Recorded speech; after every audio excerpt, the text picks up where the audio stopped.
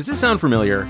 You've got one device that lets you catch the game live, another that lets you stream your favorite shows, you're watching sports highlights on your phone, and you've got your neighbor's best friend's login for the good stuff. Well, I want to tell you about a simple way to get all that entertainment you love without the hassle, and a great way to finally get your TV together. It's called DirecTV Stream, and it brings you live TV and on-demand favorites together like never before, so you can watch your favorite sports, movies, and shows all in one place. That means no more juggling remotes and no need to buy another device ever again. And the best part? There's no annual contract. So get rid of the clutter and the confusion and get your TV together with DirecTV Stream. You can learn more at directtv.com. That's directtv.com. Compatible device required. Content varies by package.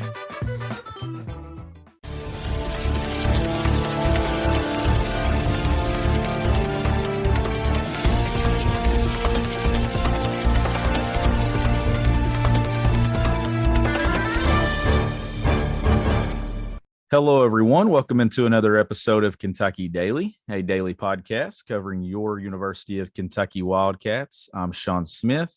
He's Derek Terry. Derek, this is usually where we go Mailbag Friday, but we decided to move that now to Mailbag Monday. So this is Preview Friday that we're going to do today.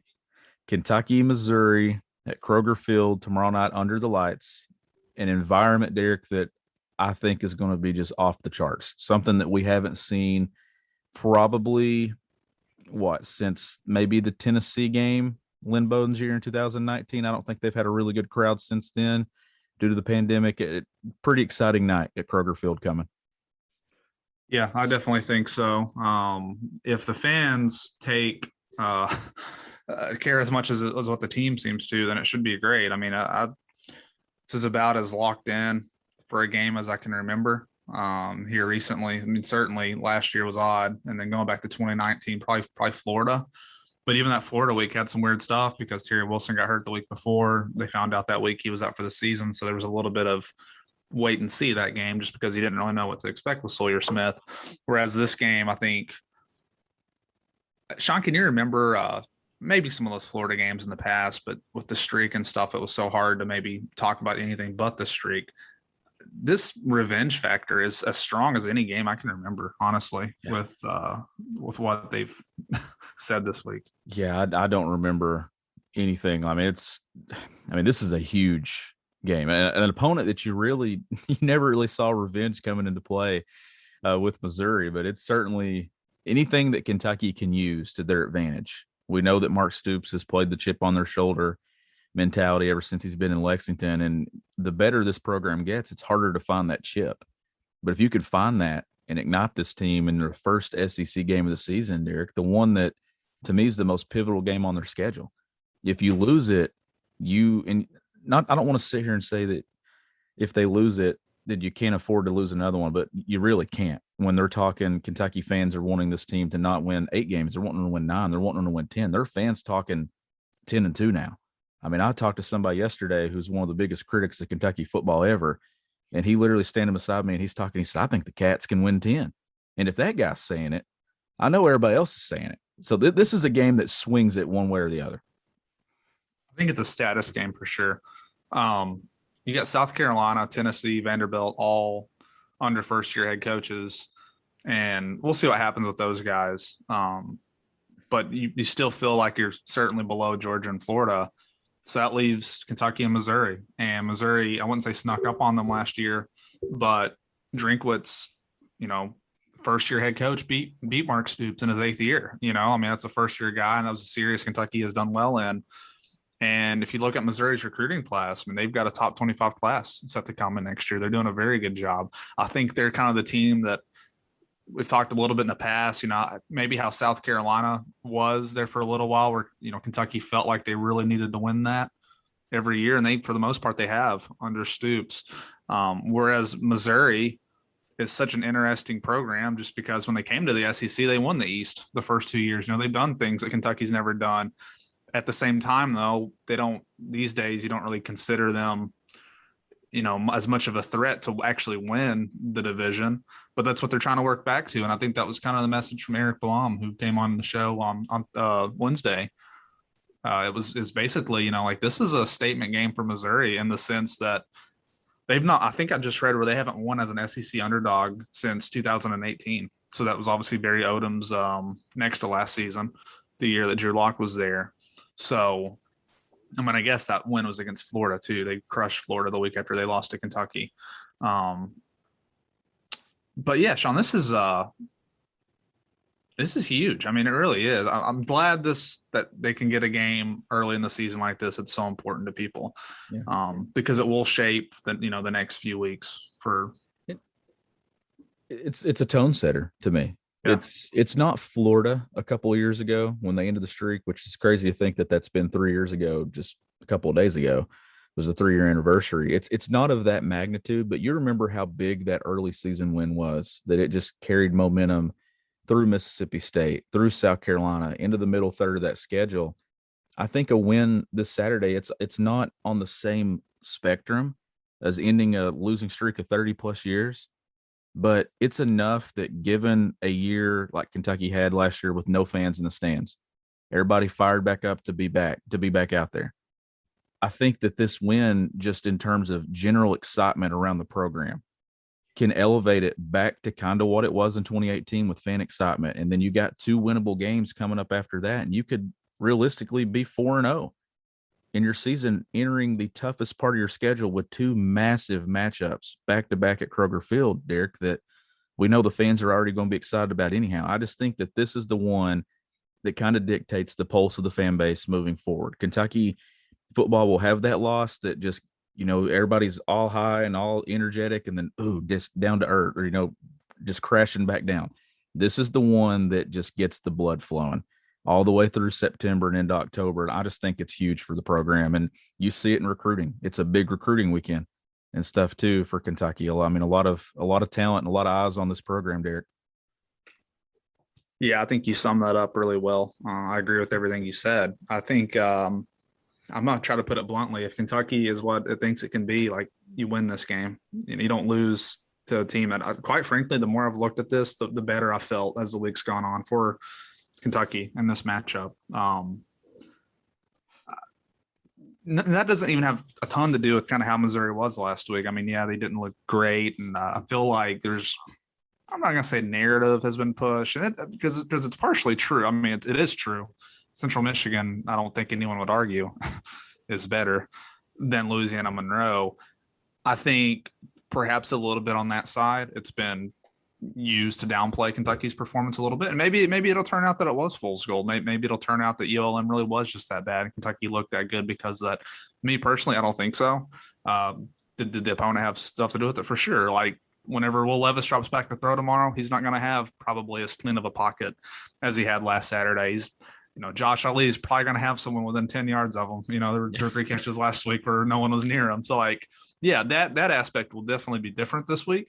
But I truly do think that up front, Kentucky's better on both sides.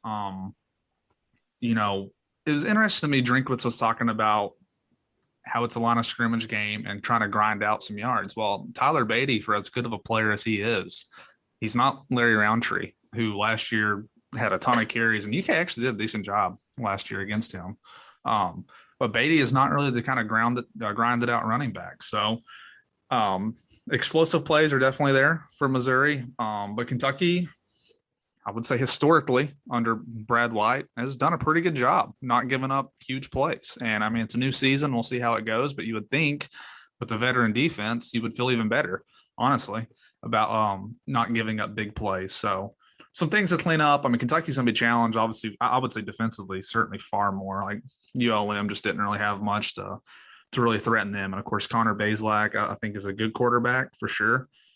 Last year, he did a really good job taking care of the ball, didn't force anything. I took what was there. And, I think Kentucky's offense helped Missouri tremendously last year. And again, like, to me, there's a fine line, Sean, between, I'll give Missouri credit. There's no doubt that they were more physical last year. No one can argue that they weren't.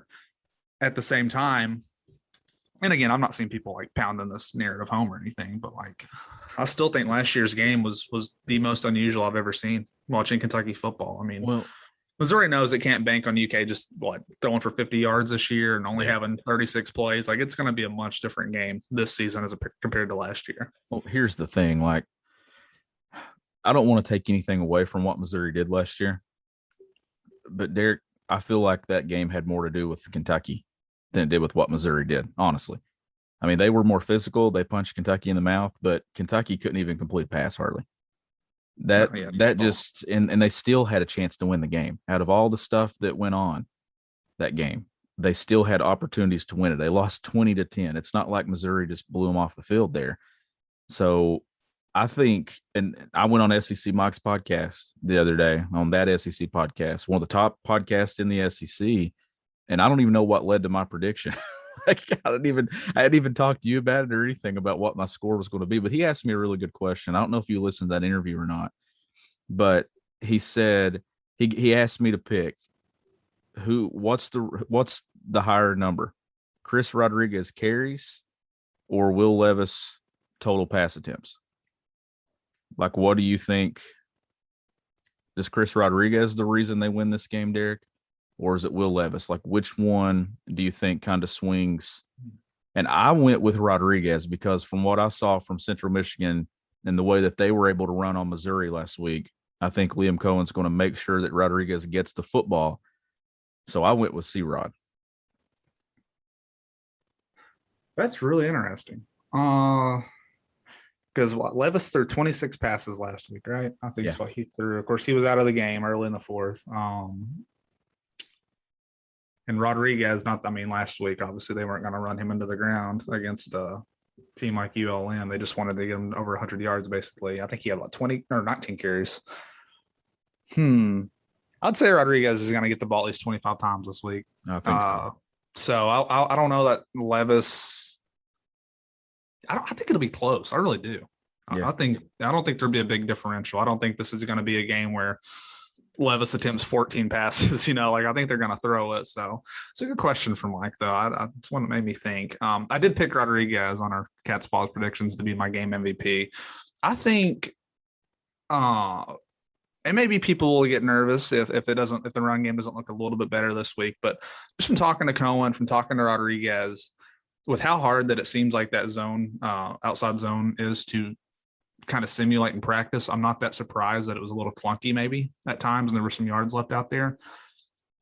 If they take a big jump from week 1 to week 2, then I could see the offensive run game flowing much better this week, because I think there were holes out there. I think there were yards to be had. Just first game in a new system. And again, maybe this takes until around the Florida game for you to see UK's running game really start to click. But I'm now thinking there's film on like, it. There's film now that they can look at. But and he can see where he missed it. And likewise for opposing defenses too. They get to see that and things like that. I'm going to say Rodriguez is around 25 carries, 150 yards, 2 touchdowns. That would be my guess. Does this sound familiar? You've got one device that lets you catch the game live, another that lets you stream your favorite shows, you're watching sports highlights on your phone, and you've got your neighbor's best friend's login for the good stuff. Well, I want to tell you about a simple way to get all that entertainment you love without the hassle, and a great way to finally get your TV together. It's called DirecTV Stream, and it brings you live TV and on-demand favorites together like never before, so you can watch your favorite sports, movies, and shows all in one place. That means no more juggling remotes and no need to buy another device ever again. And the best part? There's no annual contract. So get rid of the clutter and the confusion and get your TV together with DirecTV Stream. You can learn more at directtv.com. That's directtv.com. Compatible device required. Content varies by package. No team can afford to overpay for talent. Build a championship team with Indeed, the smart way to only pay for quality candidates that meet your must-have requirements. When hiring gets hard, you need Indeed, the job site that makes hiring incredibly simple. Just attract, interview, and hire. In fact, with Indeed, you can do all of your hiring in just one place. Indeed knows how important it is to make the most of your recruiting hours and dollars. And with Indeed, you can save time and money by setting your must-have qualifications and only pay for the quality candidates that meet them. Get started right now with a $75 sponsored job credit to upgrade your job post at Indeed.com/Blue Wire. Get a $75 credit at Indeed.com/Blue Wire. Indeed.com/Blue Wire. Offer valid through September 30th. Terms and conditions apply. So I guess that moves us into prediction time since we're starting to predict. Do you want to start with Kentucky, Mizzou, or do you want to leave that as the last one? We'll go and let people hear it now, and then if they don't want to listen to us no more, they can click off. But I know our loyal fan base; they're going to keep listening. So they'll listen all the way through that last sound of the closing music, probably. But I'm going to go, Derek. I said this the other day on Mike's show. Kentucky by 14 is what I'm going to go with. That's what I picked. But it honestly wouldn't shock me if they win it by 17-18. I just think that Kentucky's going to be so motivated that they're going to come out and play one of the better games that we've seen under Mark Stoops in an SEC game at Kroger Field. I think it's going to be exciting. I think Levis is going to throw the ball. I think Rodriguez is going to run the ball. But Rodriguez is by MVP. I think he gets to 2 to 3 touchdowns on the ground. I picked 31-17, and I was going to pick 31-21, but it's already taken in our predictions. So I'll just stick with 31-17. And I don't know. Like I said, I felt good about this game for UK. I think, like I said, I probably have more respect, honestly, now for Missouri than I did here recently. I really do think that Drinkwitz is going to do a pretty good job there. But I like UK for a lot of the reasons that you said. Again, to me, Sean, like if Levis comes out and they do what they did last week or look even better, like I think this thing's going to like go to a fever pitch. Honestly, I think people will be wildly optimistic for what this season could be. Me personally, I'm not expecting a bad game from Levis. I'm expecting you'll see more periods maybe where he struggles a little bit, but I still think with the offensive tools that they have and the people at their disposal, I think they're still good for 3 or 4 big plays in the passing game in this game, and that will open things up tremendously.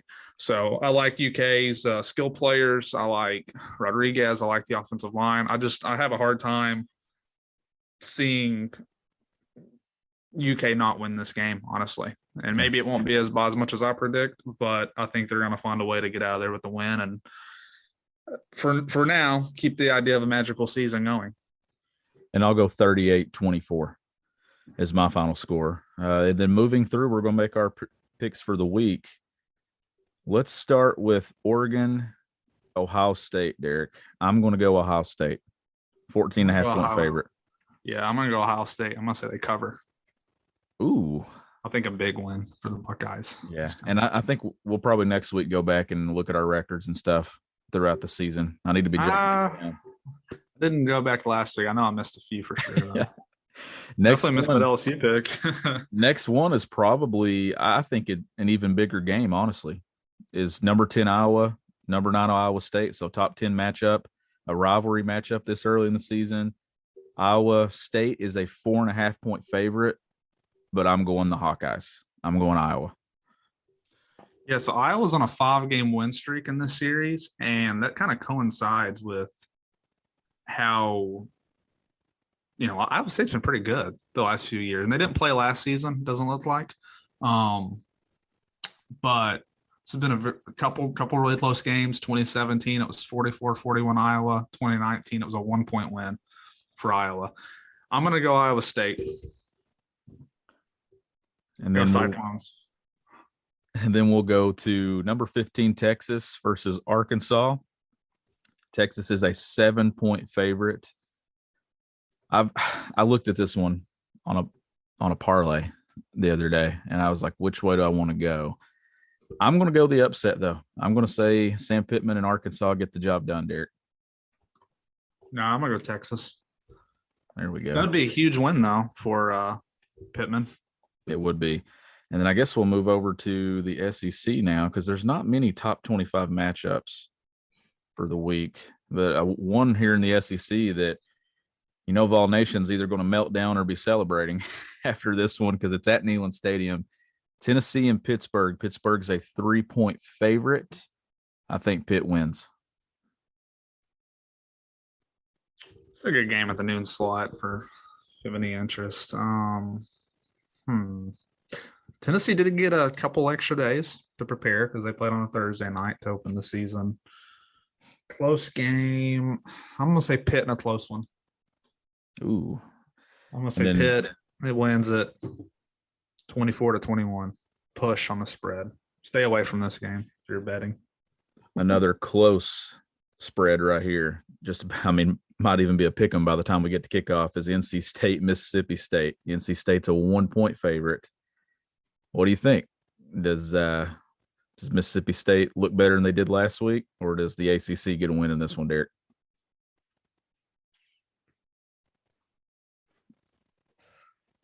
And this is one that, Kentucky fans probably have their eye on too, because after the way Mississippi State played last week, Kentucky fans are probably thinking that's a definite win, but I'm going to say Mississippi State gets this one.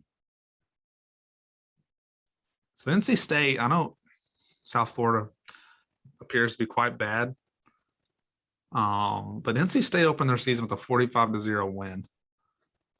So maybe Vegas just definitely views that, USF to be that bad. But this feels like, to me, after last week, I think I got to go NC State. USF, and you're talking about USF. Florida's a 28.5-point favorite. Big underdogs. So, that's very possible that Vegas views them pretty bad. And then I'm looking here to see if there's any more games that are notable. Vandy, Colorado State, it's a touchdown line. Colorado State's a 7-point favorite. I'd pick Colorado State. Right, that Colorado State got blown out last week by FCS school, and they're 7-point favorites over Vanderbilt. I think they did. Let me go look at that. And I'm picking Colorado State. That's how bad I think Vanderbilt actually is. They did. Colorado State took a 19-point home loss to South Dakota State. And yes, they are favored by 7 points. And of course, I laugh at them, but Vanderbilt lost even worse to an FCS team at home. So Randy Sanders. This is not a great matchup at 10 p.m. I'm sure CBS Sports Network was hoping for better whenever they got this game. Who'd you take? I went Colorado State. Me too. I've been to Vandy and I've seen Vandy. I just don't think that. No. Well, did you see with Vanderbilt that of course, as we all know, Clark Lee is in his first year, so the whole staff is new. The guy who he hired to be the offensive coordinator already got demoted. It's he wasn't even calling plays. The first game. They've already had a change before the season even started. So already sounds like a bit of a mess. I would say if you're the guy you hired months ago to call plays is not calling plays, probably not a great start to the Clark Lee era. How did we leave this game out? Washington at Michigan. How did we not pick that one? Well, Washington also lost an FCS school last week. Yeah, so Michigan's a 7-point favorite. I'll take Michigan. All of Michigan's best wide receivers out for the season now. Yeah, I'll still take Michigan. So that looks like it wraps up the picks. I don't think there's anything else. Anything in the Pac-12. I'm just going by conference here on ESPN. I don't see. No love for South Carolina ECU. Don't want to. It's a close line. Ooh, yeah, that's a close line. Let's go there. I think it's an upset. I'll go ECU.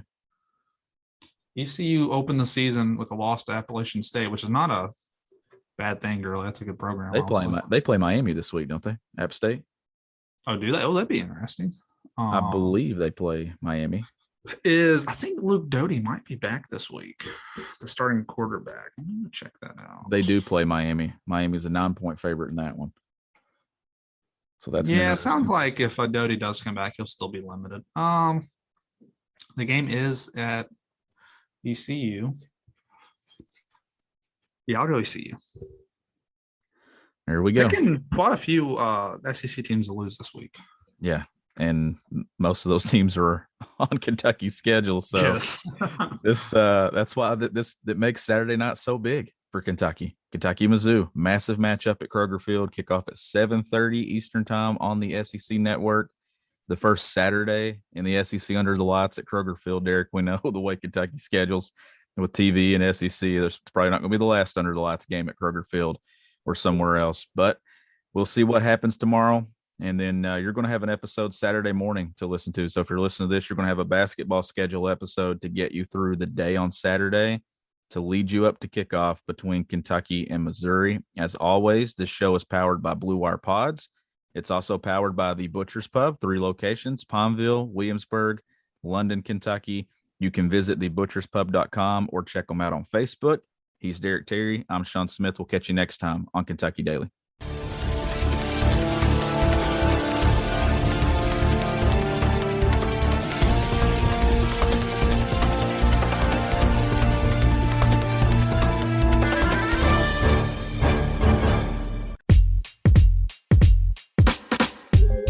I'm Grant Wall, inviting you to check out my award-winning season of American Prodigy, Freddie Adu.